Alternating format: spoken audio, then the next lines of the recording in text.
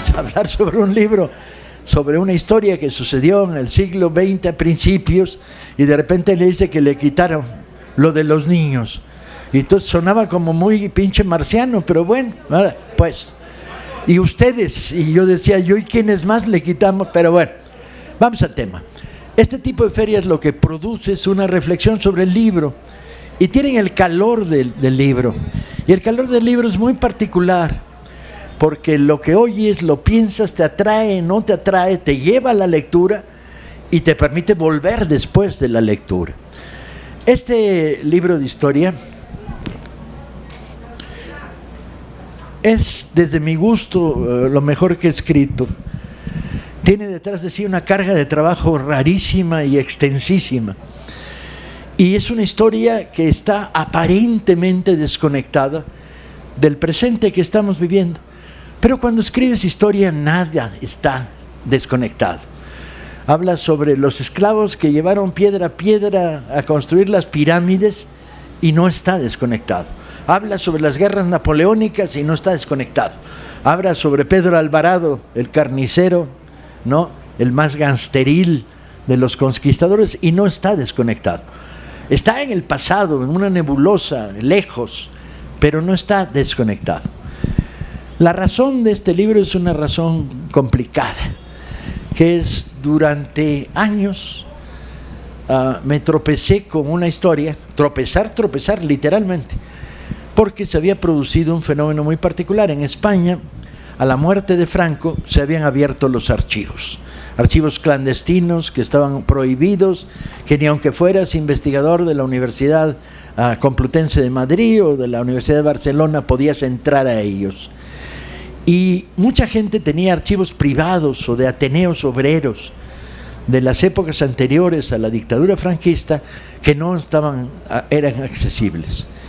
En México había uno particularmente importante que había transportado a lo largo de todo su exilio un centenar de cajas, un viejo anarquista español que lo tenía en su casa encerrado en cajas, y que si querías investigar, ahí te acompañaba en el laberinto de la casa buscando la caja 7, ahí es donde está lo que creo que te puedo prestar, que te puede servir. Este material inaccesible me llevaba a una historia que desde muy pronto como historiador me inquietaba y me preocupaba, que es la siguiente.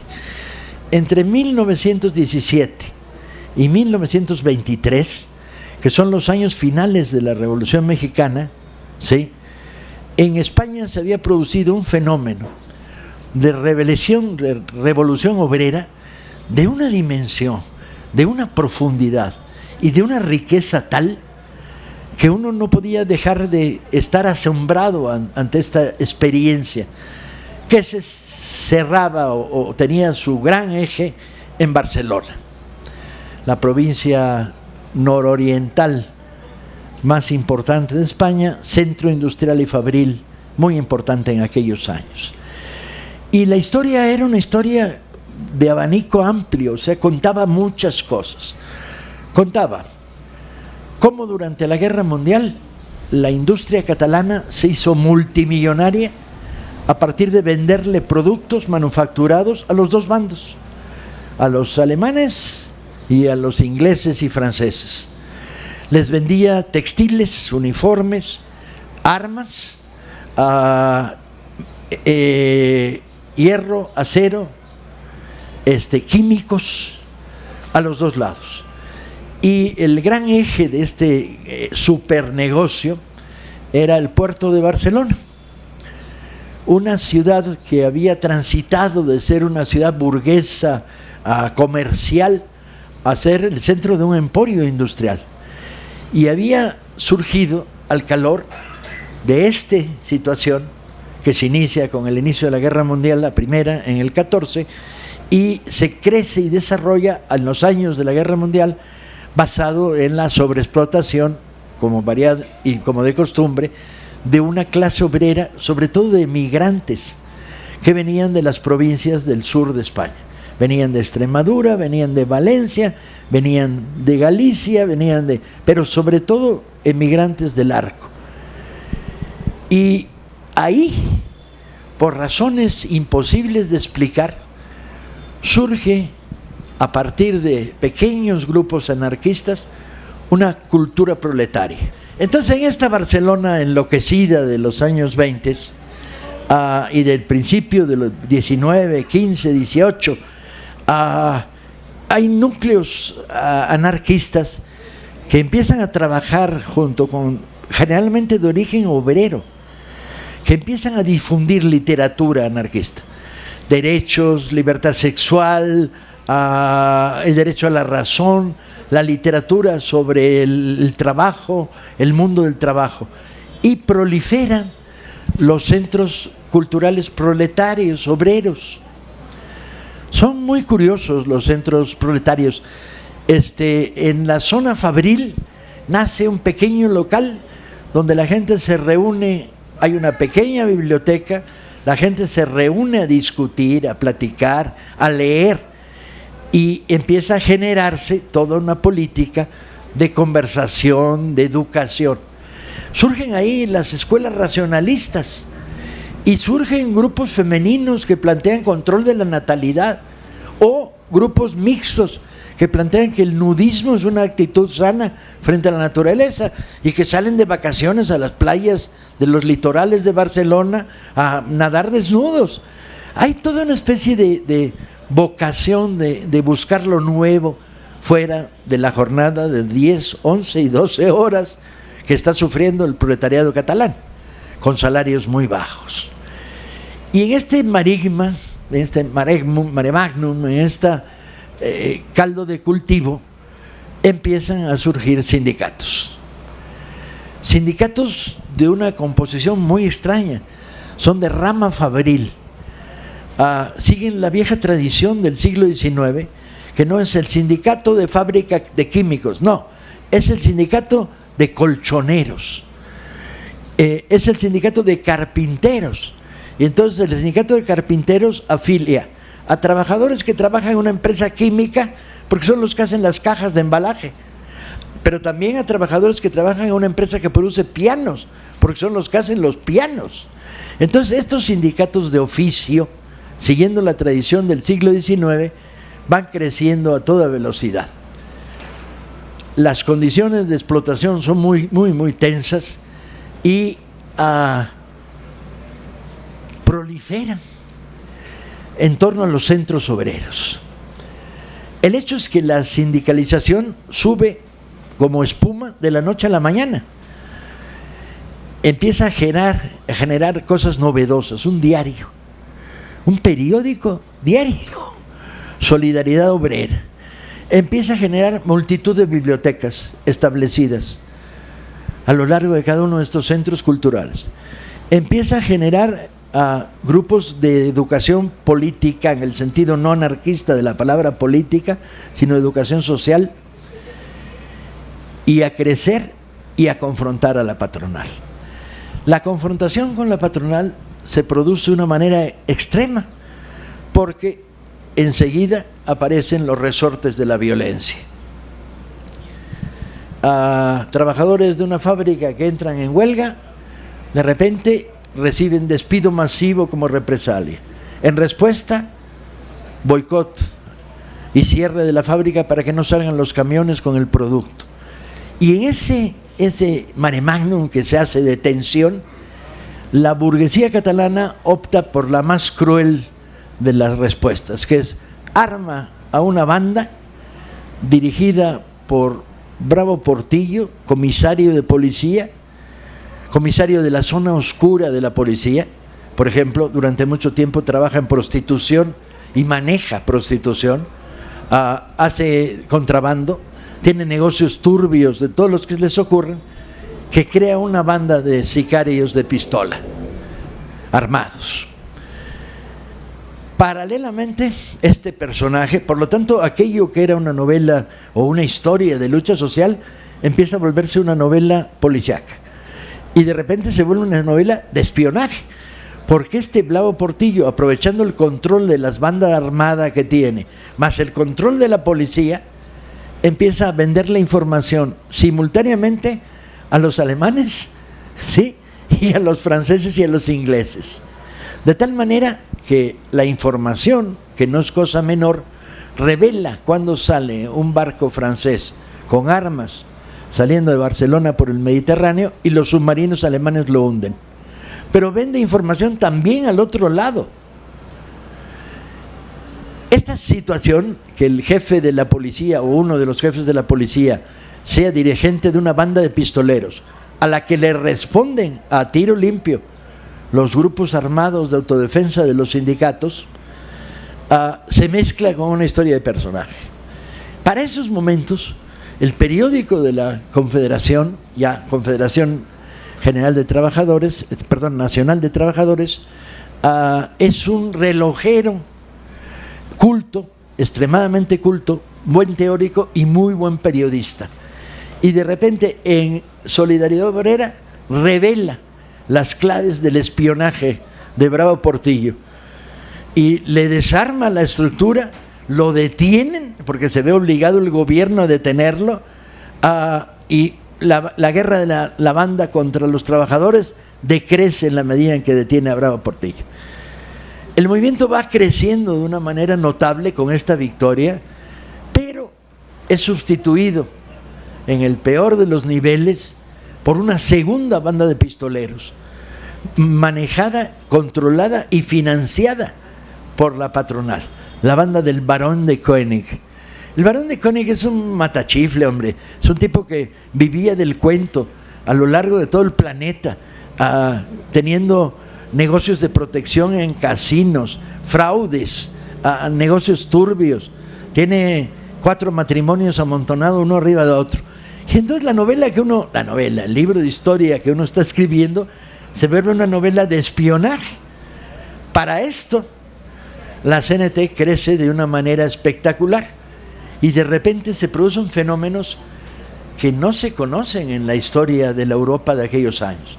Como por ejemplo, un día, este hombre Ángel Pestaña, director del periódico de la CNT, convoca en un anuncio de este tamaño a las sirvientas de Barcelona, con un recado que dice: todas aquellas sirvientas están convocadas a ir a este parque a las 8 de la noche para formar el sindicato de sirvientas de Barcelona. ¿Por qué elige ese parque? Porque es el parque donde las sirvientas de Barcelona van a ligar con los soldados que no son de Barcelona, que viven en los cuarteles, y el día libre, que es el sábado en la noche, van a ligar. Y es el parque de las parejitas y de los yo te sonrío, tú me sonríes. Bueno, pues resulta que ese día a las 8 de la noche llegan 4,000 sirvientas, compañeros, con un anuncio de este tamaño. Y se forma el sindicato de sirvientas de Barcelona. A la semana siguiente, el sindicato de sirvientas de Barcelona, en asamblea donde nombra su comité, dice: descanso dominical o huelga, porque las sirvientas no tenían descanso dominical, trabajaban 7 días por 7 días, y huelga, y además salario mínimo, y además permiso de vacaciones una vez al año, y además, y ahí sale el pliego petitorio de las sirvientas de Barcelona. Y la oligarquía se ríe de esto, dice: qué fuerza organizada. No, verás, a la semana siguiente hay huelga general de sirvientas en Barcelona, y la oligarquía se ve desprovista de su mano de obra cotidiana. Quítale a un oligarca y a su señora oligarca esposa las 2 sirvientas que tiene en la casa, y qué chingados comen, quién hace las camas, cómo limpian la casa. Señores, la huelga triunfa, las sirvientas de Barcelona logran el descanso dominical. Para esto se produce la gran huelga de la canadiense. La huelga de la canadiense es uno de los prodigios de huelga obrera en la Europa de aquellos años. Hay grandes huelgas en Italia, pero nada se compara a la huelga de la canadiense. La canadiense es una empresa que produce electricidad para Barcelona. La llaman la canadiense porque es propiedad de un consorcio internacional eléctrico. ¿Le suena o no le suena? Bien, bien. Ellos son los propietarios de la luz en Barcelona. Barcelona es una ciudad de luz mixta, farolas con luz de gas y farolas eléctricas, tendido eléctrico. Pero bueno, una industria no opera con luz de gas de farola, opera con abastecimiento eléctrico. Bueno, hay un conflicto en el departamento más intrascendente, el de los que toman nota del consumo, una oficina, y la empresa dueña y señora del territorio, de los hombres y de su trabajo, despide a 4 trabajadores de ese departamento, arbitrariamente. ¿Y qué ocurre? Que los trabajadores del departamento entero dicen admisión, que están organizados en la CNT, dicen admisión inmediata o ponemos en huelga el departamento de recibos. La empresa dice, ¿me van a dar órdenes a mí? Un día después, nadie puede facturar, porque todo el departamento, que son empleados, no son proletarios, está parado. La empresa, ¿qué hace? Despide a todos los del departamento. Y entonces, ¿qué sucede? Los trabajadores del departamento de tendidos de luz dicen, o los reinstalas a todos o nos vamos a la huelga. La empresa dice, ¿quién manda aquí? Los trabajadores dicen, nosotros. Y al día siguiente, todos los de los tendidos urbanos están en huelga. Pero se les hace poco al sindicato, que para esto está operando coordinado por lo que llaman la federación local, o sea, la unión de todos los sindicatos de la ciudad. La local dice, hay que apretar más duro, y saca de la calle a los cobradores, de tal manera que nadie te va a facturar cuánto consumiste. Ese papelito donde escriben el consumo, que a la fecha lo siguen haciendo, no lo hacen, y por lo tanto la empresa no recibe ingresos de ningún tipo, porque no hay facturación. Y entonces la empresa contraataca y despide a todos. Y el sindicato dice, nanay, ahora te vamos a parar las plantas eléctricas que generan la electricidad, de tal manera que ni siquiera gratis la vas a poder distribuir. Y sacarán, apagan Barcelona, porque la energía que viene de las hidroeléctricas, de las alturas, de la parte externa de Barcelona en Cataluña, deja de generar y ya solo queda la luz de gas. Para esto el alcalde de Barcelona, que es fiel aliado, amigo de la empresa, dice, la huelga no la vamos a reconocer. Y los trabajadores le dicen, pues si no la reconoces nos vale, estamos en huelga. Y escribe un edicto, y entonces manda su edicto a los periódicos para que se lo publiquen. Pero los tipógrafos de los periódicos que están sindicalizados dicen, no lo imprimimos, tu edicto. Y entonces el alcalde se ve obligado a hacerlo a máquina de escribir con muchas copias y sacar soldados a que los pongan y policías a que lo peguen en las calles. Pero ¿qué ocurre? Que los trabajadores de los periódicos y de las imprentas se dicen, ni eso, huelga. Y entonces la huelga se extiende a los periodistas y los tipógrafos, a la que se suman en solidaridad los reporteros de los periódicos. Y entonces la huelga se generaliza a un nuevo sector. Para esto, para que funcionen las termos, hay que descargar carbón en Barcelona y mandarlo a quemar a las termoeléctricas. Pero los sindicatos del puerto dijeron, no descargamos carbón para las termoeléctricas, nos vamos a la huelga solidaria. Y el puerto de Barcelona se va llenando de pilas de carbón que descargan, pero no hay quien transporte, porque el sindicato de carreros, este carbón se llevaba en carros, dice, no, huelga solidaria con los compañeros de los barcos que no descargan, y no lo llevamos. Y se van a la huelga el sindicato de carreros. Pero el sindicato de carreros no solo es de transportadores de carbón, también es el que transporta los féretros. Por lo tanto, durante varios días, en las funerarias, los cadáveres quedan en el féretro en la puerta, porque nadie se los lleva, porque se van en huelga solidaria. Cuando reprimen a los carreros, a los campaneros de Barcelona en solidaridad con los carreros, dicen, no, los ataúdes ahí se quedan y nosotros no tocamos la campana en las iglesias. Y la huelga solidaria se va expandiendo. Meten al ejército, meten ingenieros militares para que resuelvan el problema. Los ingenieros militares no pueden con el paquete, porque de pasada el sindicato de las empresas que produce gas también se va a la huelga, y por lo tanto la iluminación en Barcelona. Y ya cuando ya estamos en el borde de todos, el gobierno decreta militarización de los obreros. Por lo tanto, 3,000 obreros de todos estos sectores, siendo militarizados, tienen la obligación de ir a su trabajo como soldados, no como obreros. Y los obreros dicen no. Y están en Montjuïc, en el campo de presos de Barcelona, a 3,000 trabajadores que dicen que no, sujetos apenas militares, ¿sí?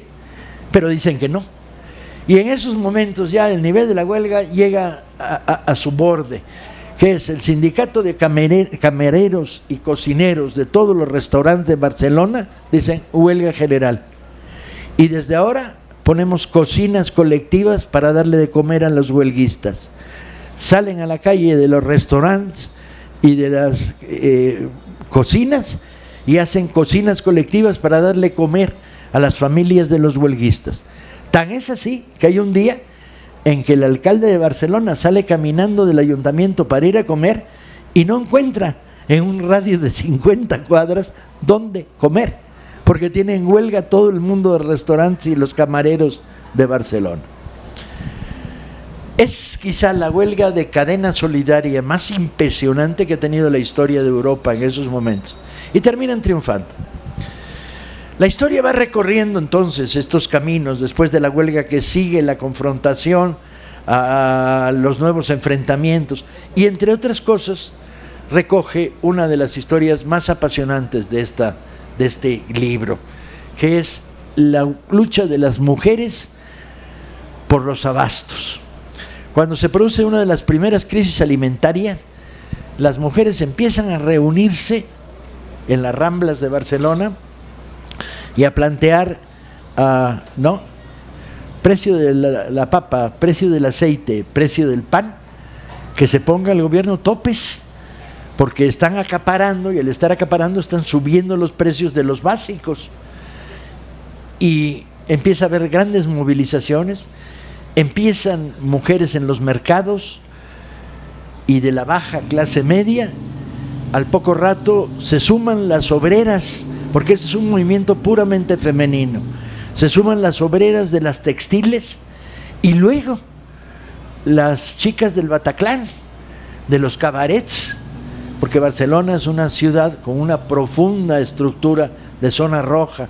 El dinero fácil que ha corrido por ahí ha creado una amplias zonas de prostitución, cabarets, casas de juego. Tan al grado es que de repente en Barcelona, y el libro cubre todas estas historias y detalles, un teatro cierra sus puertas y pone una ruleta en el escenario para que la gente juegue. Y entonces la huelga sigue prosiguiendo. La lucha de las mujeres por los derechos de la alimentación, que termina con el saqueo de almacenes, y la decisión de el precio está tanto, y la decisión de los grupos de mujeres organizados de decir no, la papa a 4 y la pagamos a 4, y saqueamos un almacén y pagamos el saqueo a 4, no a 13 como quieren que paguemos, con ganancias exorbitantes, sobre todo los almacenes de acaparadores. Es otro de los grandes momentos. A partir del año 18 la guerra se abre, y la guerra de la violencia patronal causa 300 o 400 muertos entre los dirigentes de los sindicatos de Barcelona, y la parte más radicalizada de ellos responde con violencia contra los pistoleros patronales, contra la policía y contra el surgimiento, que también se encuentra en el libro, de los sindicatos blancos. Los sindicatos blancos son sindicatos patronales, en este caso impulsados por la derecha católica. Y termina en la derrota en 1923 del movimiento, porque se produce en España un golpe de Estado, el de Primo de Rivera, que ilegaliza a los sindicatos. Para esto cuenta la historia del sector más radicalizado, el de los hombres de gatillo fácil de la izquierda proletaria. Reuní todos estos materiales en una historia muy minuciosa y muy detallada. Mi mayor problema fue encontrarle un título al libro, porque si lo llamaba Barcelona 1917-1923 sonaba como ensayo académico, ¿no?, para ser leído por universitarios que estudian historia, y yo no quería eso. Yo quería un libro que fuera leído por los humanos como los que hay aquí, y que lo leyeran como experiencia histórica ajena, pero de una gran riqueza de aprendizaje, de las maneras proletarias de luchar y de los errores de un vanguardismo excesivo que te lanza en lucha armada contra una patronal cuando no tienes posibilidad de ganarla. Y yo no quería, no, cuidado, el miedo que tenía era llamarlo ensayo crítico sobre, no, sácate. Y entonces empecé a buscar un título que resumiera lo que quería contar. Y me lo encontré gracias a una cadena de coincidencias. La pistola que usaban los anarquistas, una pistola de 7 balas, revólver, que se producía en el País Vasco y se llamaba Star, las estrellas, Star. Y al mismo tiempo encontré